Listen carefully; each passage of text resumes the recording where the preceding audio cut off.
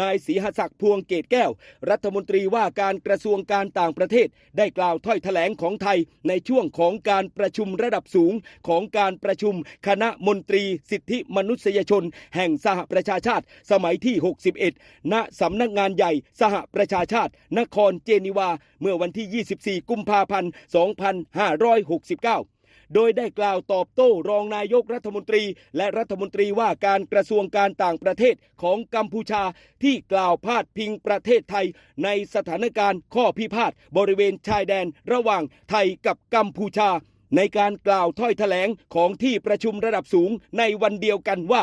กัมพูชากล่าวหาไทยบนข้อความเท็จและวาทกรรมที่มันบิดเบือนเพื่อทำให้ประเทศไทยเป็นผู้ร้าย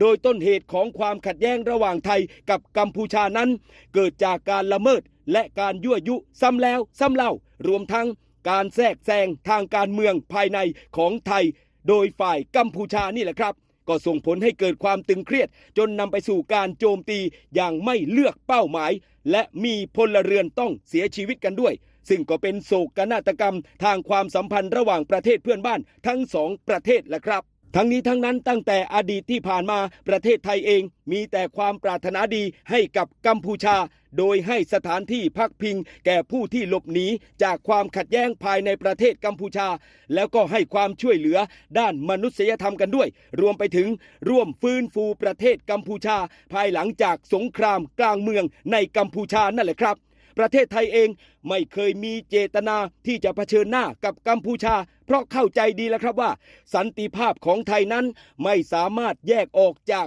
สันติภาพของกัมพูชาได้และโดยที่ขณะนี้ทั้งสองฝ่ายมีข้อตกลงหยุดยิงแทนที่จะร่วมกันสร้างความไว้เนื้อเชื่อใจและก้าวไปข้างหน้าในฐานะประเทศเพื่อนบ้านที่ดีด้วยกันแต่กัมพูชานั้นกลับทำให้ปัญหาระหว่างสองประเทศเป็นประเด็นระหว่างประเทศซึ่งเป็นการบั่นทอนโอกาสสำหรับสันติภาพนั่นเองครับสำหรับข้อกล่าวหาว่าประเทศไทยยึดครองดินแดนของกัมพูชานั้นข้อเท็จจริงนั่นก็คือทั้งสองฝ่ายต่างเจรจาและเห็นชอบให้กองกำลังตั้งอยู่ที่ฐานที่มั่นเดิมในช่วงที่มีข้อตกลงหยุดยิงในระหว่างที่อยู่ระหว่างการรอการหารือเพื่อแก้ไขปัญหาและจนถึงปัจจุบันนี้กัมพูชาก็ยังคงยั่วยุแล้วก็ยั่วยุทหารไทยเองก็ยังคงต้องเผชิญกับทุ่นระเบิดและกัมพูชาเองก็ยังคงยิงเข้ามายังฝั่งไทยแม้กระทั่งในวันนี้ก็ตามครับพี่น้องทั้งนี้ทั้งนั้นประเทศไทยยังคงยืนยันที่จะยึดมั่นในการเจรจาแต่ว่าในขณะเดียวกันประเทศไทยก็มีหน้าที่ในการปกป้องอำนาจอธิปไตยและบูรณาภาพแห่งดินแดนโดยปราศจากเงื่อนไข